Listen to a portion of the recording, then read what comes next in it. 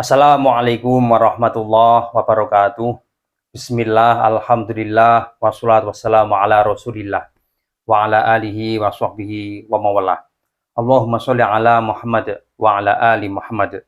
Saudaraku sekalian dimanapun kita berada, pada kesempatan kali ini kita akan menjawab sekaligus menjelaskan bagaimanakah kondisi Sunan Kalijogo pada saat beliau bertapa selama kurang lebih 3 tahun. Banyak saudara kita, khususnya dari golongan Wahabi, yang mengecam beliau. Bagaimana mungkin seorang tokoh penyebar agama Islam lalu tidak melaksanakan sholat 5 waktu? Sehingga kata salah seorang Ustadz Wahabi ini bahwa beliau adalah wali setan atau wali syaiton. Perlu diketahui teman-teman, membahas berkaitan dengan Sunan Kalijogo pada saat beliau berguru kepada Sunan Bonang, ini memiliki banyak sudut pandang dan semuanya harus kita sesuaikan dengan situasi dan kondisi yang terjadi pada saat itu. Kira-kira bagaimanakah Sunan Kalijogo pada saat berguru kepada Sunan Bonang? Apakah beliau memang sudah berstatus muslim seperti kita semua, ataukah masih mu'alaf, atau bahkan beliau masih beragama Hindu? Karena pada faktanya beliau itu di lingkungan Hindu.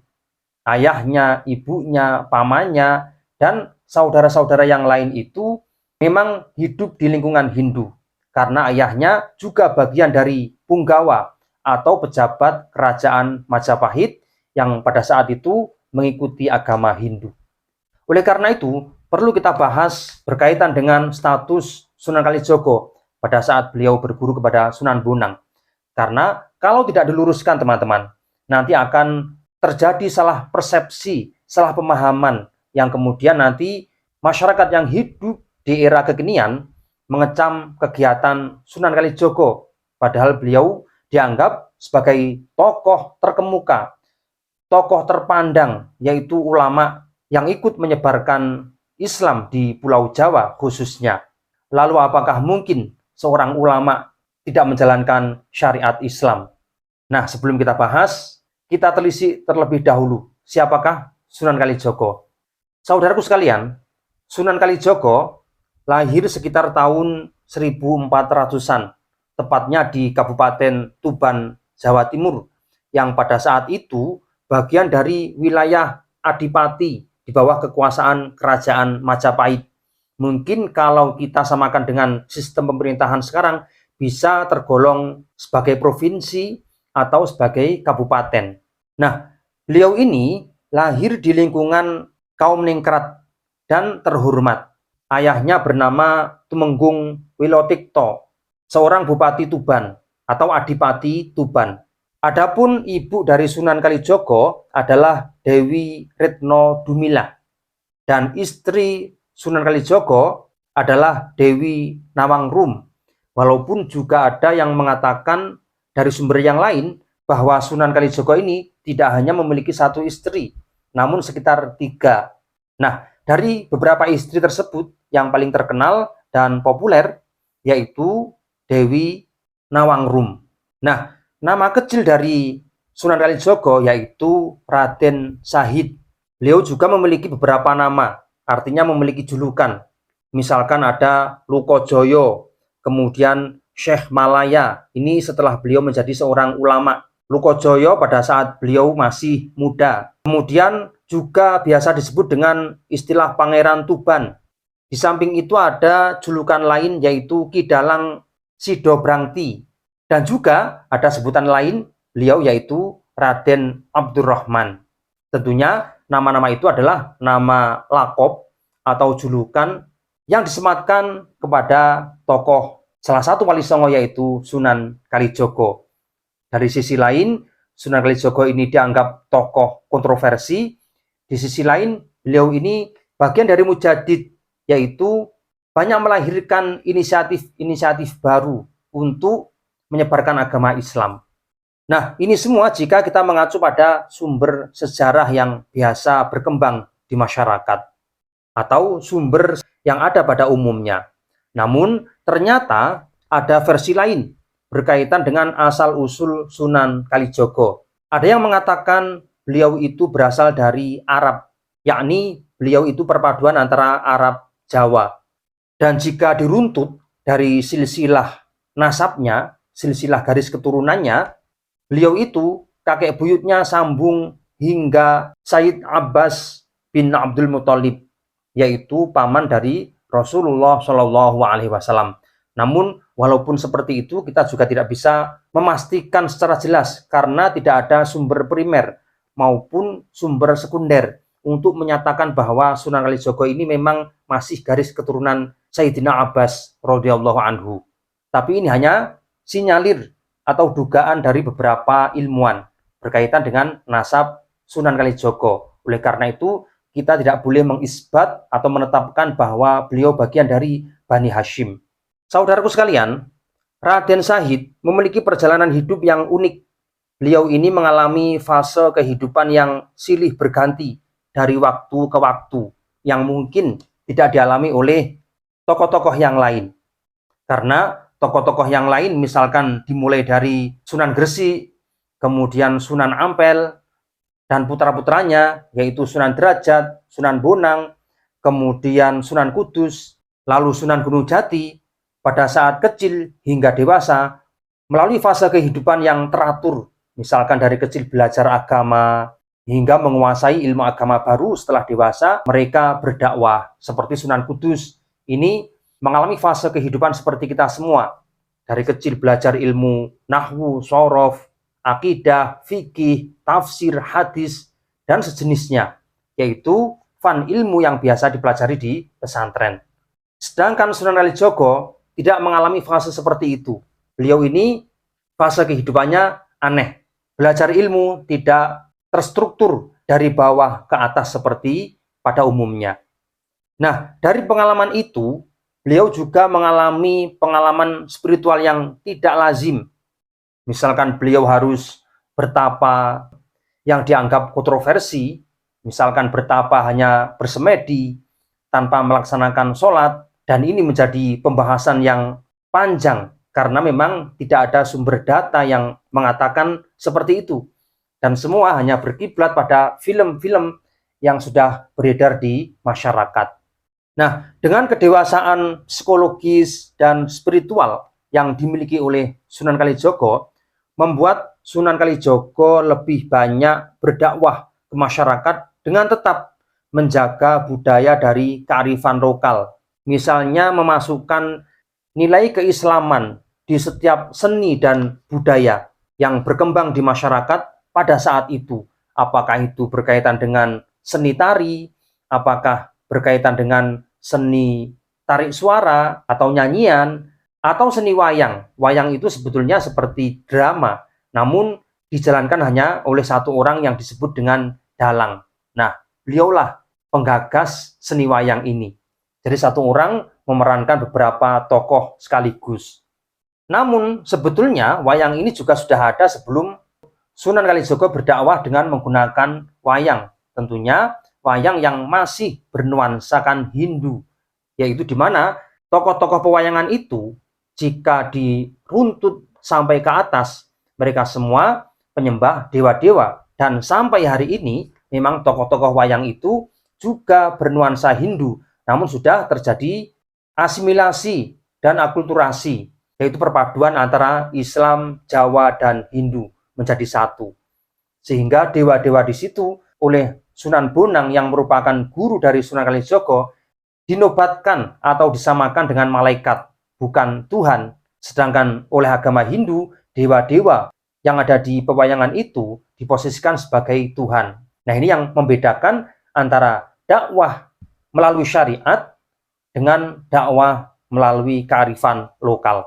Saudaraku sekalian, di saat masih muda, Sunan Kalijogo lebih dikenal dengan istilah Brandal Lokojoyo, yang artinya adalah penjahat yang kuat, sakti yang tidak terkalahkan. Brandal itu seorang penjahat, Loko itu terkenal, Joyo itu tidak bisa dikalahkan di saat itu. Nah, beliau menjadi seorang perampok sebagai akibat dari kebijakan Majapahit yang saat itu Majapahit mulai mengalami kemunduran khususnya di bidang ekonomi dan politik, maka ekonomi juga berpengaruh kepada keberlangsungan hidup di kerajaan Majapahit. Sehingga mau tidak mau harus menarik upeti besar-besaran dari masyarakat yang membuat masyarakat itu sengsara, yang membuat masyarakat itu tertekan dan menjadi miskin. Dan ini ditentang oleh Lokojoyo atau Brandal Lokojoyo. Tidak terima dengan kebijakan pemerintah seperti itu. Walaupun ini juga tidak dibenarkan teman-teman, karena Lokojoyo hidup di bawah kekuasaan Majapahit, namun di bawah beliau menentang dengan kebijakan itu. Dengan cara merampas harta upeti yang mau dikirimkan ke Majapahit, kemudian dirampok oleh Lokojoyo, lalu disebarkan atau disedekahkan ke masyarakat yang membutuhkan. Dengan menaikkan pajak dan eksploitasi kekayaan alam untuk kebesaran pemerintahan Majapahit pada saat itu, maka mau tidak mau rakyatlah yang harus dikorbankan. Sehingga rakyat menjadi sengsara. Namun dari sisi lain, dari sisi positifnya, Lokojoyo ini atau Raden Said ini juga mementingkan rakyat. Semuanya disedekahkan kepada masyarakat. Nah, pada akhir-akhir ini, status Sunan Kalijogo sering dipermasalahkan berkaitan dengan ritual bertapa selama kurang lebih 3 tahun di pinggir sungai dan tidak melaksanakan sholat. Dan inilah yang melahirkan nama Sunan Kalijogo itu. Kalijogo berarti Sunan atau seorang tokoh yang menjaga sungai. Akhirnya ada salah satu tokoh dari Wahabi ini mengatakan Sunan Kalijogo adalah wali setan yang tidak bisa dijadikan panutan. Nah, ini sangat ironisnya teman-teman, menghina salah satu ulama yang menyebarkan agama Islam di Pulau Jawa khususnya dan di Indonesia pada umumnya. Karena murid-murid Sunan Kalijogo ini juga berdakwah di seluruh pulau di Nusantara ini. Setelah berhasil berguru kepada Sunan Kalijogo di Jawa. Saudaraku sekalian, perlu diketahui bahwa pada saat Sunan Kalijogo bertemu dengan Sunan Bonang, pada awal pertemuan, beliau ingin berguru dengan Sunan Bonang. Walaupun di film itu dijelaskan Sunan Kalijogo berguru kepada Sunan Bonang karena kekaguman karomah dari Sunan Bonang.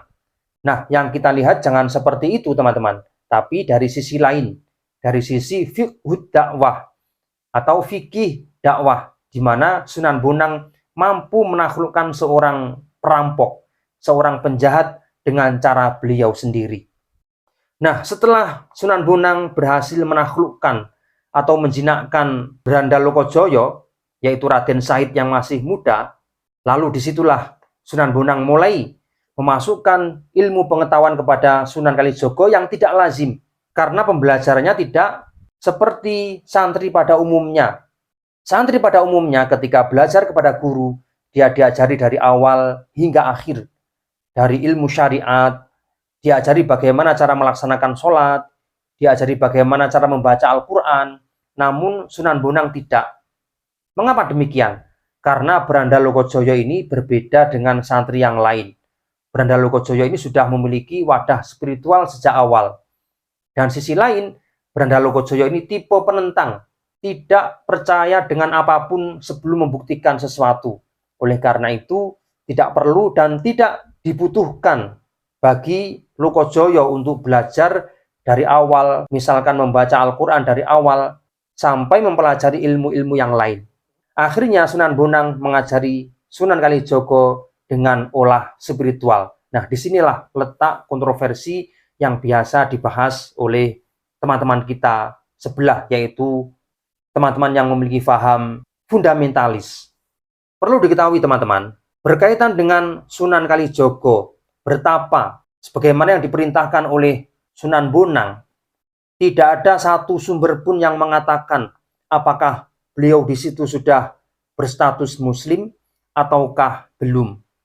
Jika Sunan Kalijogo atau Lokojoyo dia belum memeluk agama Islam, maka tidak wajib baginya melaksanakan sholat. Ketika tidak wajib menjalankan sholat, maka pada saat itu Lokojoyo juga masih berstatus kafir. Ini pandangan pertama. Kemudian pandangan kedua, seandainya bertapa itu dianalogikan seperti bertapa orang-orang Jawa pada tempo dulu, yaitu bersemedi selama bertahun-tahun, tidak makan, tidak minum, tidak sholat, maka statusnya seperti orang yang tertidur, sebagaimana Ashabul Kahfi yang ditidurkan oleh Allah selama 3 abad lebih. Mereka tidak melaksanakan ibadah. Sehingga ketika seseorang tertidur pulas, maka hilanglah sifat mukallaf. Yakni memang Allah tidak memberikan tuntutan bagi kedua orang ini, yaitu apa? Orang yang hilang akalnya dan orang yang lupa. Orang yang tertidur, orang yang lupa, orang yang gila, ini semua tidak terbebani oleh syariat. Sehingga seandainya Sunan Kalijogo bertapa model seperti Ashabul Kahfi, di mana gelombang otaknya itu berada di gelombang theta, yaitu seperti orang yang tidur pulas itu, maka tidak wajib baginya untuk melaksanakan sholat. Kemudian pandangan yang ketiga, karena memang tidak ada sumber sejarah yang valid yang menjelaskan seperti apa kaifiyah atau tata cara Sunan Kalijogo itu bertapa. Ada yang mengatakan bahwa Sunan Kalijogo bertapa di pinggir sungai itu sudah memeluk Islam dan beliau hidup seperti manusia pada umumnya, juga bertani, juga beribadah, juga menjalankan aktivitas-aktivitas lain. Nah, sedangkan bertapa hingga lumutan, hingga ditumbuhi lumut, itu sebuah filosofi, bukan makna hakiki. Artinya apa? Sunan Kalijogo konsisten memegang teguh dengan ajaran Sunan Bonang, di mana beliau selama kurang lebih 3 tahun berada di tempat itu mengikuti ajaran Sunan Bonang, yakni berguru kepada Sunan Bonang. Sehingga kegiatan bertapa itu juga seperti manusia pada umumnya, yaitu bertani, ibadah, dan belajar ilmu-ilmu yang lain. Jadi jika kita lihat dari status Sunan Kalijogo bertapa selama kurang lebih 3 tahun, tidak bisa kita maknai bertapa seperti bertapanya para biksu misalkan. Tidak seperti itu. Nah, mungkin teman-teman ada pandangan lain, silahkan tulis di kolom komentar. Sementara seperti itu, wallahu a'lam bishawab. Assalamualaikum warahmatullahi wabarakatuh.